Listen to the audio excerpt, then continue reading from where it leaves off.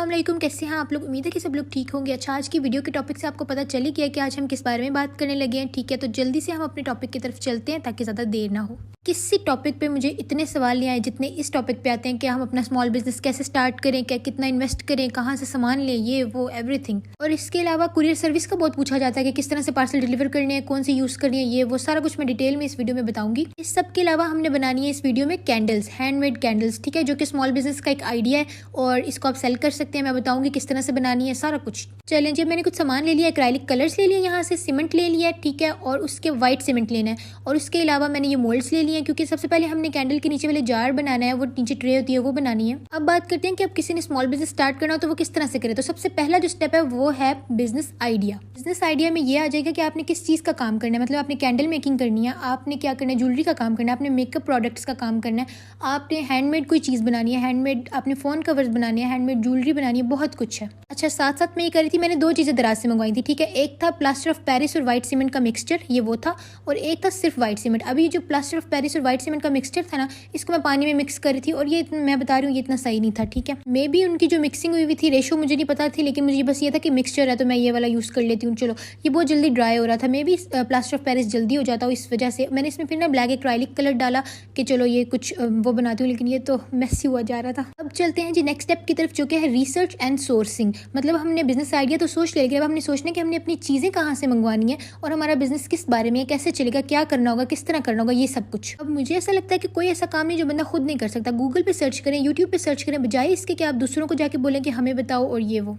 यहाँ पर ना मेरा सीमेंट में वो मैंने कलर डाला था अपने दिल से, मैं बहुत इफेक्ट बना रही थी, लेकिन वो ख़राब हो गया था क्योंकि ये सीमेंट और प्लास्टर ऑफ पेरिस था और ये बहुत जल्दी ड्राई हो गया था। मैंने इसमें बहुत पानी डाला और मैंने उसको ग्रे श्रे कर दिया। मैंने हालांकि इसका ये कलर नहीं रखना था, लेकिन वो मिक्स हो गया था ना ब्लैक इसके अंदर, और ये निकलने का नाम ही नहीं ले रहा था, इतना तंग कर रहा था ना, ये मुझे बिल्कुल नहीं पसंद लग रहा था।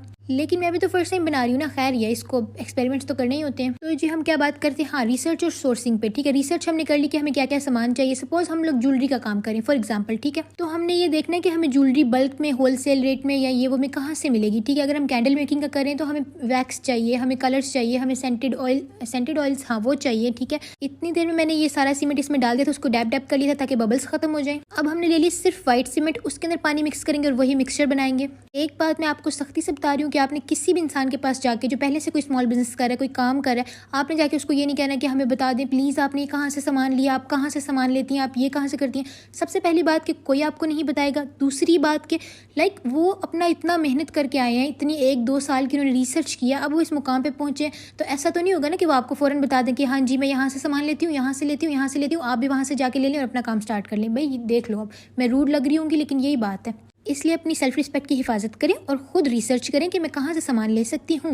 बाकी ये है कि यूट्यूब पे बहुत वीडियोस हैं इस टॉपिक पे और हर टॉपिक पे हैं। इतने में मैंने अपने व्हाइट सीमेंट के पेस्ट के अंदर पिंक कलर का एक्राइलिक कलर डाला है, उसको मैंने ना उससे चमची से बस ऐसे थोड़ा डिज़ाइन बना लिया और उसको अंदर डाल के मोल्ड में ऐसे डैप डैप कर लेना है ताकि इसके अंदर बबल्स ना बने, ठीक है। अब ये दोनों चीज़ें रेडी हो गई, इसको सूखने के लिए रख देते हैं, कल इसको देखेंगे कैसा बनाइए। अब आ जाते हैं थर्ड स्टेप की तरफ, जो कि है इन्वेस्टमेंट। इन्वेस्टमेंट कितनी करनी है स्मॉल बिजनेस में। इन्वेस्टमेंट का ये सीन है कि आपने शुरू में बहुत ज़्यादा पैसे नहीं लगा देने एकदम से एक ही प्रोडक्ट पे या 1-2 प्रोडक्ट्स पे।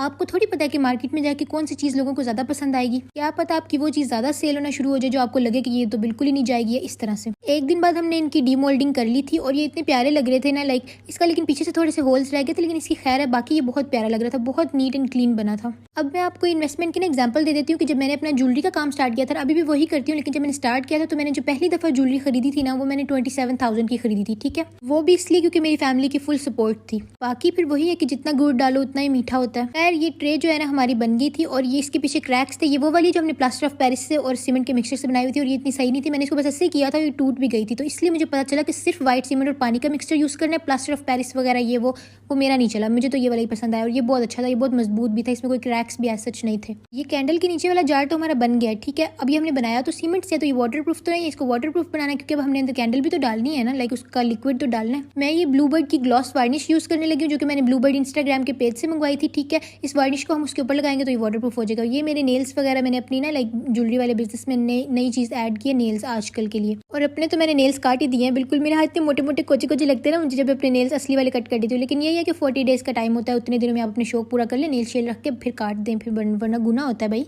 अब जी आ जाते हैं फोर्थ पॉइंट की तरफ कि आपके पास सारा कुछ आ गया, आपने रिसर्च कर लिया, आपके पास प्रोडक्ट्स आ गए, अब आपने क्या करना है, सोशल मीडिया अकाउंट्स बनाने हैं। अब आपको ये सोचना होगा कि आपको सोशल मीडिया का कौन सा प्लेटफॉर्म यूज़ करना है जिसपे आप अपने प्रोडक्ट सेल करें। करें, मैंने इंस्टा यूज़ किया और टिकटॉक यूज़ किया। टिकटॉक वगैरह पे काफ़ी अच्छी, अगर कोई वीडियो वायरल हो जाए ना तो आपकी प्रोडक्ट भी मतलब समझो वायरल होगी, ठीक है, और आपके मज़े हो जाते हैं लेकिन ये है कि इंस्टा भी अच्छी है और टिकटॉक भी अच्छी है, मैं दोनों यूज़ करती हूँ। फिफ्थ जो स्टेप आ जाता है वो आ जाता है पैकेजिंग मटेरियल। अब इसका ये मतलब आ जाता है कि आपने अपनी प्रोडक्ट को किस तरह से पैक करना है कि वो सेफली आपके कस्टमर तक पहुंच जाए। पैकेजिंग मटेरियल में जो चीज़ें आती हैं ना वो मोस्टली बॉक्सेस होते हैं, बबल रैप होती है, ठीक है, फ्लायर्स होते हैं और स्टिकर्स होते हैं। ये सारा कुछ मैं आपको रेकमेंड करूँगी आप दराज से लें, क्योंकि अगर आप बिगिनर हैं और आपको पैकिंग मटेरियल चाहिए तो बहुत महंगा पैकिंग मटेरियल लेने की कोई ज़रूरत नहीं है, ठीक है।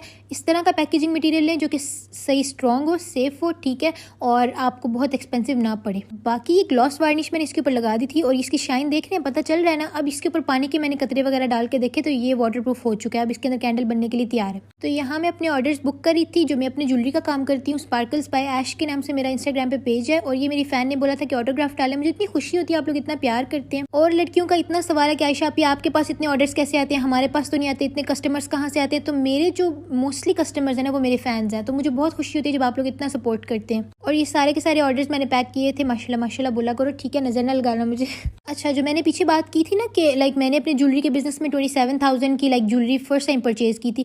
ज़रूरी बिल्कुल भी नहीं, ये मत सोच लेना कि आपके पास 30, 40, 20 हज़ार होगा तभी काम चलेगा, ना ना ना। आप 5,000 से भी स्टार्ट कर सकते हैं, लिटरली 5,000 से भी। जब आप 5,000 से स्टार्ट करेंगे उसके बाद आपकी कोई चीज़ें सेल होंगी, जब न्यू पैसे आएंगे तो आप उनको ऐड करके न्यू कोई और चीज़ें लेना, आप ज़्यादा चीज़ें लेना, इस तरह से, ठीक है, समझ आई।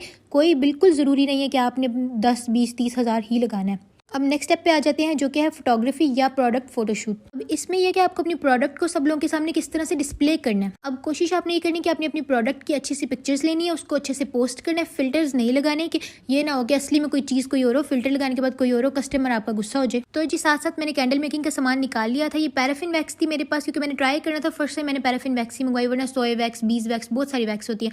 पाउडर वाले कलर्स थे, ये फ्रेग्रेंस ऑयल्स थे, 3 थे इसमें, मोतिया, रोज और लेवेंडर। इसके अलावा हमारे पास कैंडल विक्स भी हैं, जो पता है वो धागा होता है जिसमें कैंडल जलती है ऑफ कोर्स। अच्छा, ये सिलिकॉन मोल्ड था, इसके अंदर मैंने एक कैंडल विक ऐसी डाल दी।